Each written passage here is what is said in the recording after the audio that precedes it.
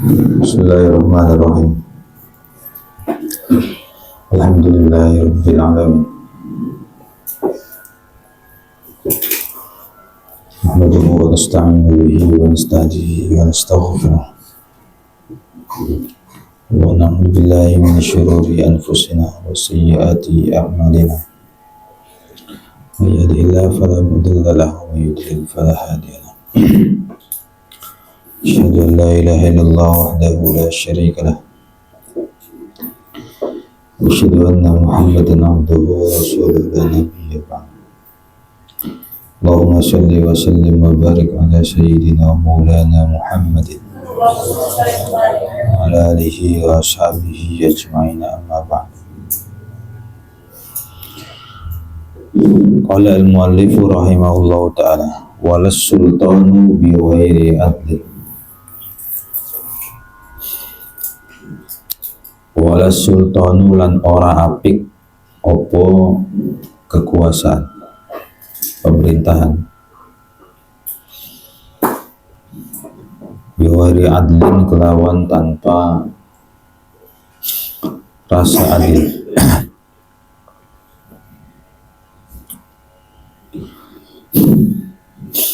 Rawiya dan riwayatake apa annahu satubune Kanjeng Nabi sallallahu alaihi wasallam iku kala dawuh sapa Kanjeng Nabi, ahabbun nasi utawi luwih dicintaine manusa ilallahi ta'ala maring Allah ta'ala yaumul qiyamati ing dalem dina kiamat,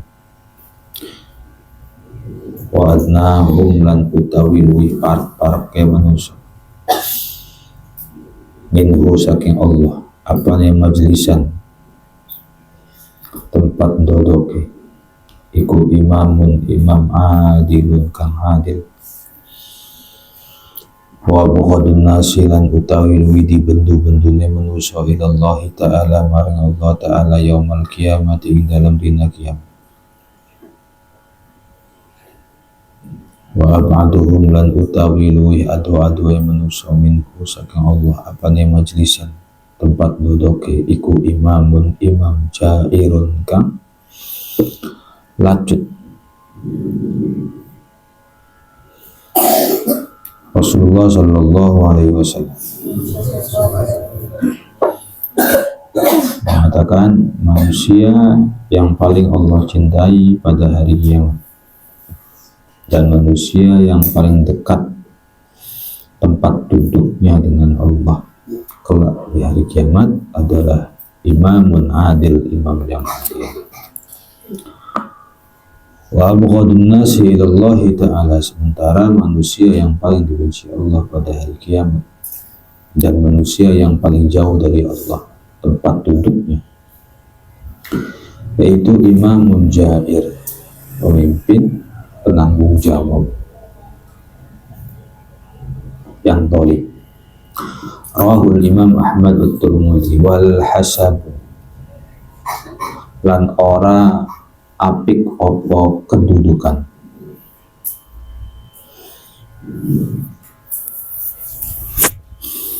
Ayil manakib tegese al manakib kal ilmi koyo al ilmi wasyaja'ah lan keberanian.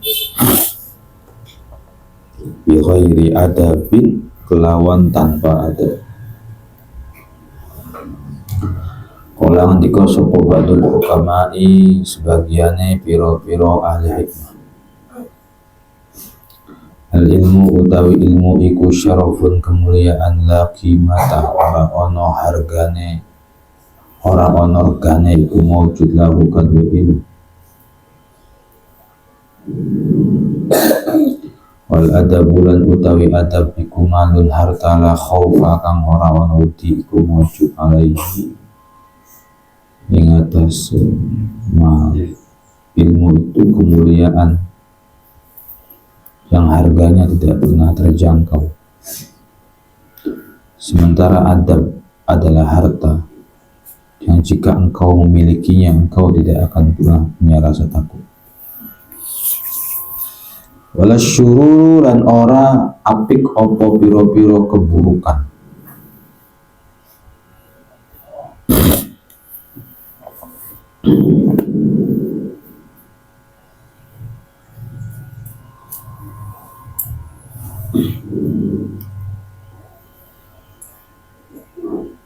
surur bi ghairi amnin kelawan tanpa rasa aman.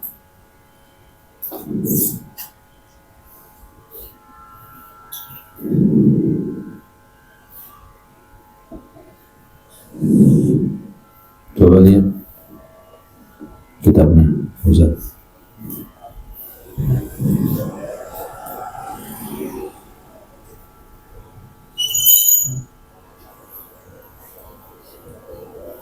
Surur bukan pakai syin besar. Wala sururulan ora kebahagiaan bi ghairi amnin kelawan tanpa rasa aman. Ila tasluhu tegese ora patut apa al-masirratu kebahagiaan bi ghairi sukunil qalbi kelawan tanpa tenangnya hati. Tidak ada kebahagiaan yang dianggap baik tanpa adanya rasa aman.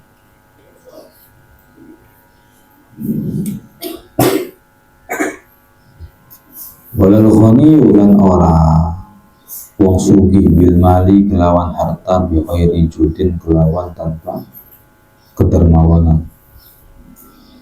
Kala ngendika sapa Rasulullah sallallahu alaihi wasallam, as-sakhiyu utawi wong kang derma iku qaribun parek minallahi ta'ala saking Allah ta'ala. Qaribun tur parek minan nasi saking manusia, qaribun tur parek minal jannati saking surga, wahidun tur ado minan nari saking neraka. Wal bakhil utawi wong kang bakhil iku ba'idun ado minallahi ta'ala saking Allah ta'ala, ba'idun tur ado minan nasi saking manusia, ba'idun tur ado minal jannati saking surga, qaribun tur parek minan nari saking neraka. Wal jahilu sakhiyu utai wong bodoh as-sakhiyu kang derma wa ahabbu luwih dicintai Allah ta'ala maring Allah ta'ala minal abid saking wong kang ahli ibadah al-bakhili kang bakhil. As-sakhi, sakhi itu sakhawah, punya arti dermawan, artinya memang suka ngasih orang terus nggak tegaan. As-sakhi itu punya arti suka ngasih orang dan nggak tegaan.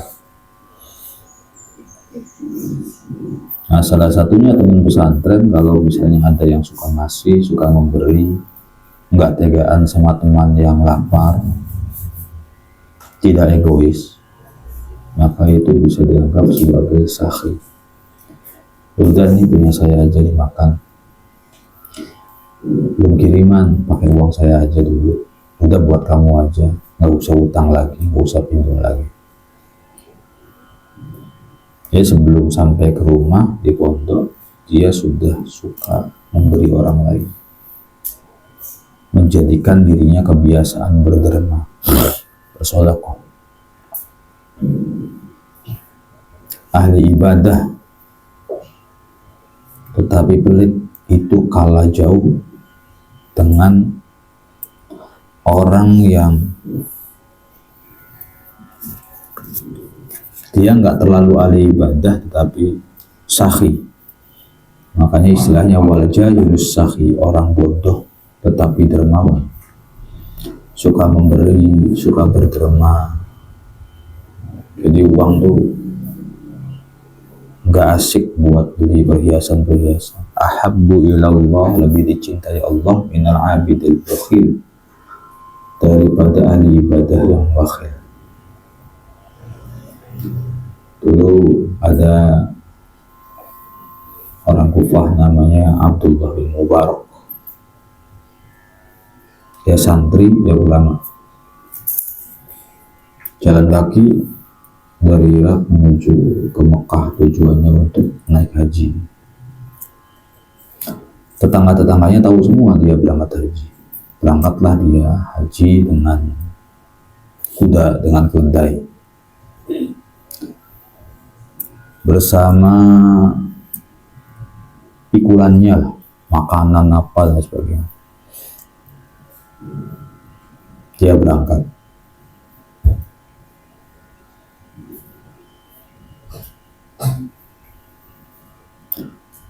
Sampai di suatu kota, dia menemukan ada perempuan yang lagi ngambilin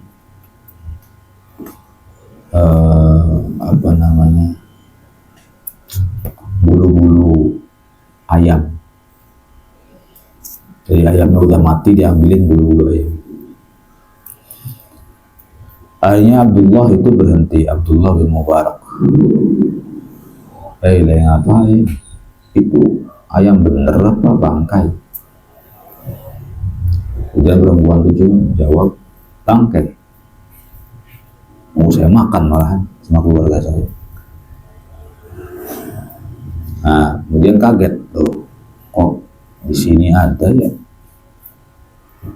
Katanya kotanya kota Islam, kota ilmu, tapi ada perempuan yang sampai-sampai makan bangkai dengan anak-anak.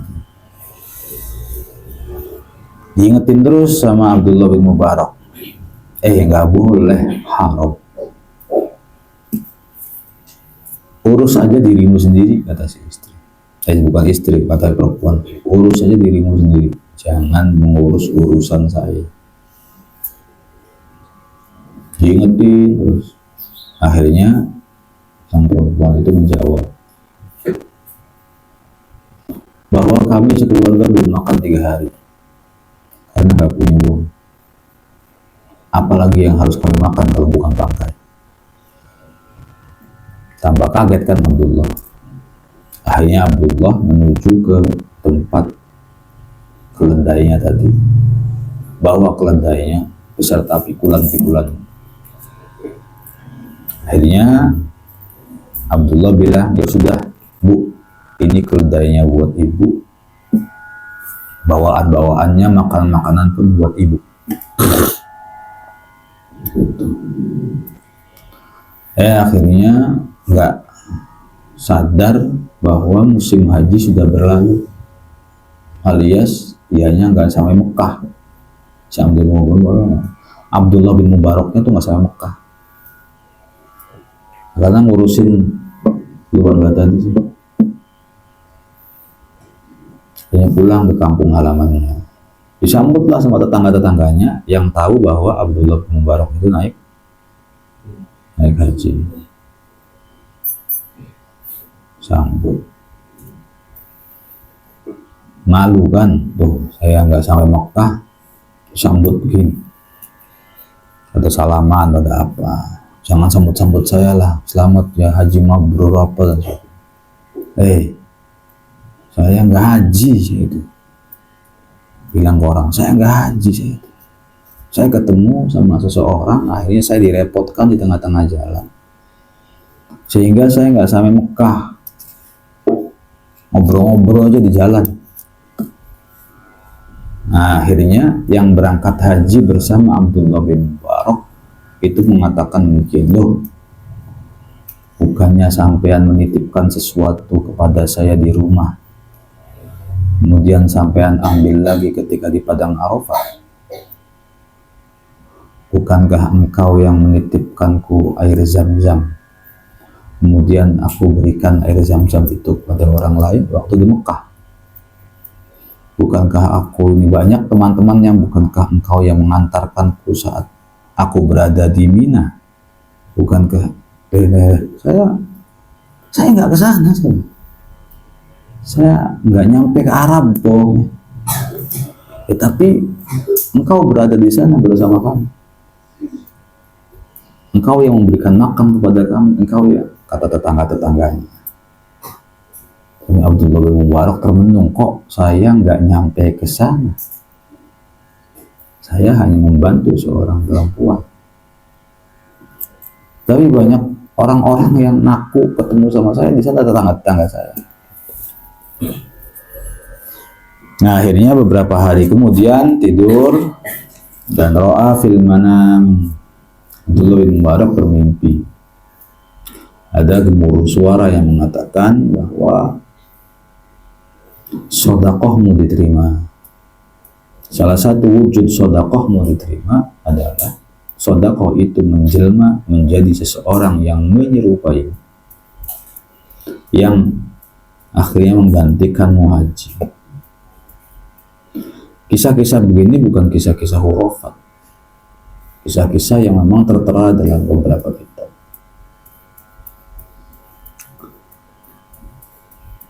Namanya juga ada yang kalau misalnya rantai turun dari emas apa sih, terserah mau percaya atau enggak. Tapi kalau yang menceritakan itu para ulama bersanad, ya mau nggak boleh percaya.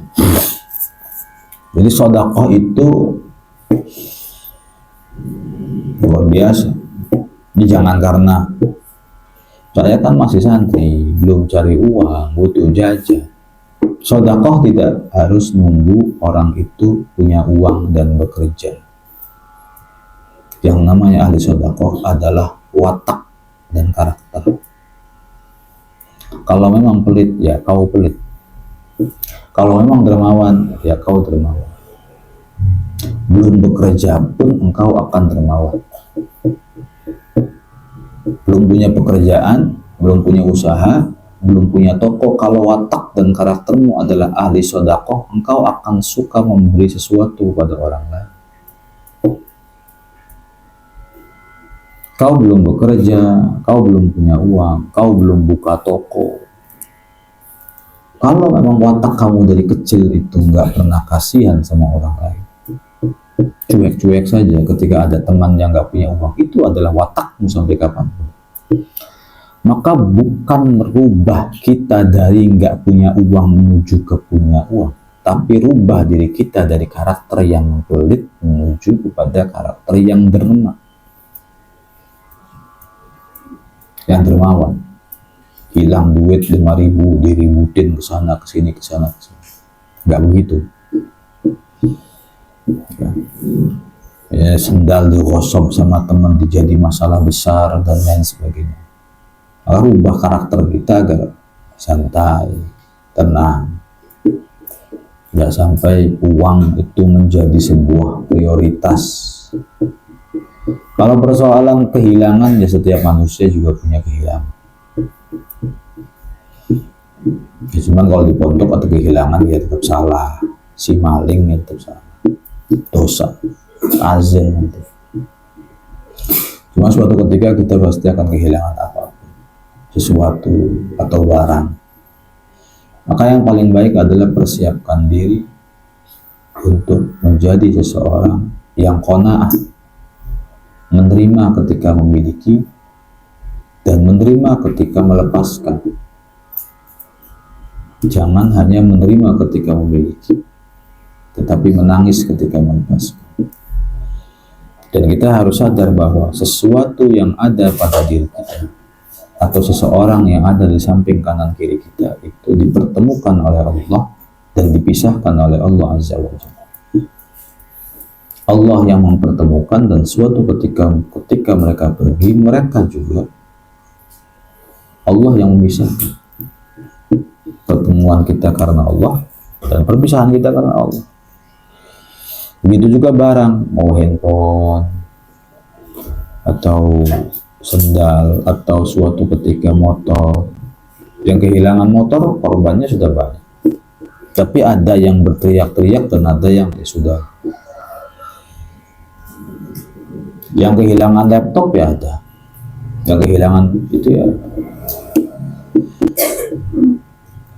Persoalannya lebih rubah diri kita untuk menjadi seseorang yang mempunyai hati insyirahun, mempunyai hati yang legowo.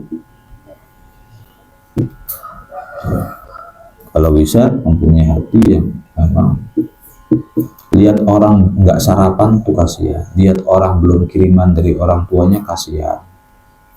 Jangan nasihani orang yang salah. Ditraktir-traktir orang-orang kaya itu kita bukan sedekah, namanya bersenang-senang. Ya, dia punya uang, dia punya orang tuanya mampu, lalu kita traktir, bersenang-senang di kafe, ketawa-ketawa, itu bukan sedekah. Lebih kepada berfoya-foya. Tapi kalau kita tahu dia orang nggak punya, ayahnya nggak punya, ibunya nggak punya, lalu dalam hati ada perasaan ya Allah kasihan banget.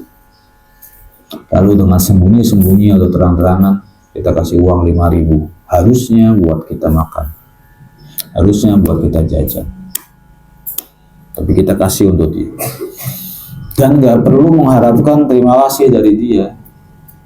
Dia mau ingat jasa kita, mau tidak ingat jasa kita, yang penting malaikat mencatat jasa kita. Yang penting Allah tahu jasa kita itu kan pahala yang memang harus kita incar. Rata-rata kita itu mudah caper maunya baik karena pengen dipuji aja.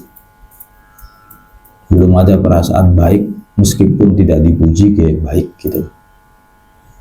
Saya tetap baik meskipun di depan di belakang tetap baik.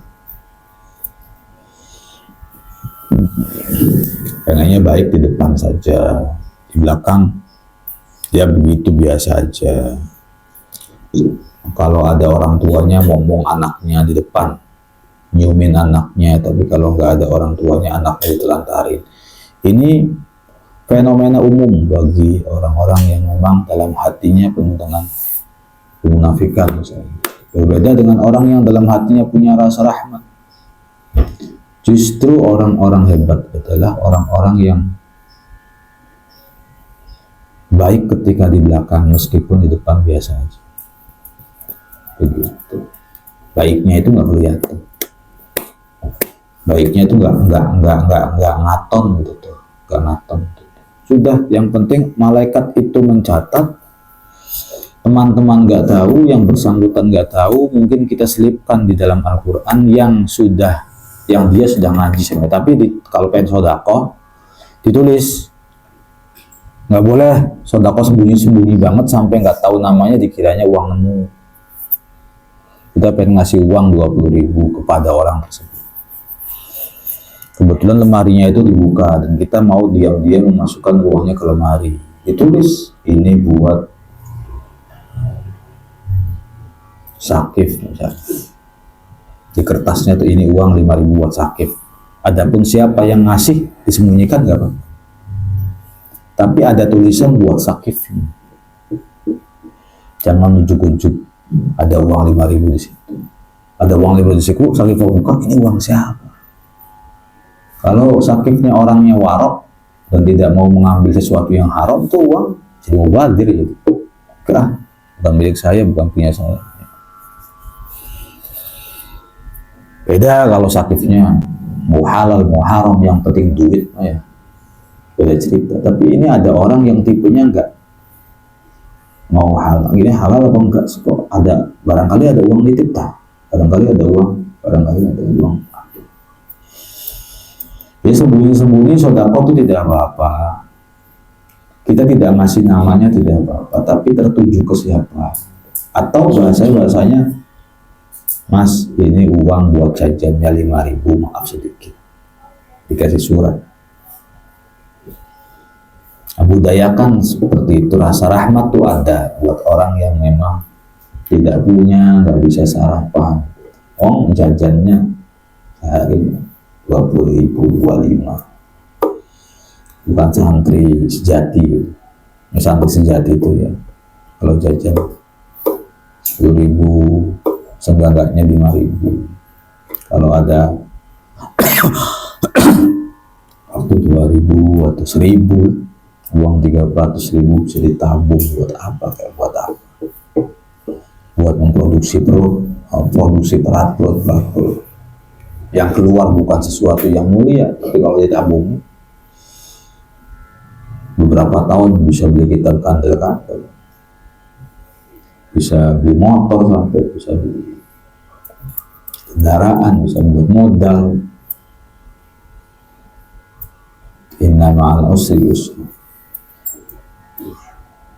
Kalau kita aja yang habisin uang buat perut, ya pulang-pulang atau apa-apa. Jadi disisakan ada uang darurat gitu. Orang tua ngasih uang 300.000 per bulan, 400.000, 100.000-nya itu buat uang darurat, 100 uang darurat, 300 uang darurat. Ya kalau bisa jajan 5.000 per hari ya hebat, 150.000 per bulan, ada sisa 150.000. Buat uang apa kayak apa barangkali. Jadi apa-apa tuh nggak minta sama orang tua. Dari uang itu sendiri saja udah cukup. Udahlah gitu, 400.000 nelpon lagi sama orang tua, jadi kayak nggak ada hemat-hematnya begitu. Montok kan bukan hanya sekedar kita berkembang ilmunya, kita harus berkembang dari sisi psikologinya juga. Kalau masih cengeng, masih apa ya, berarti terlihat belum ada perubahan. Tapi kalau misalnya bagus, akhlaknya baik, kelihatan tadinya montok tuh sebelum montok boros, tapi setelah montok tuh hemat. Ya orang tua tuh lihatnya sedep. Tapi kalau sebaliknya, sebelum montok mah jajan 10.000, pas montok jajan 30.000. Jadi bukan tambah baik, tapi tambah menghambur-hamburkan uang, sehingga tidak terlihat bahwa dia itu seakan-akan ngerti agama. Dia ngerti agama, ya hataman, ya apa, tunjukkan bahwa gue secara akademis, tunjukkan juga secara akhlak. Nah, salah satunya ya dalam hal itu. Wallahu a'lam.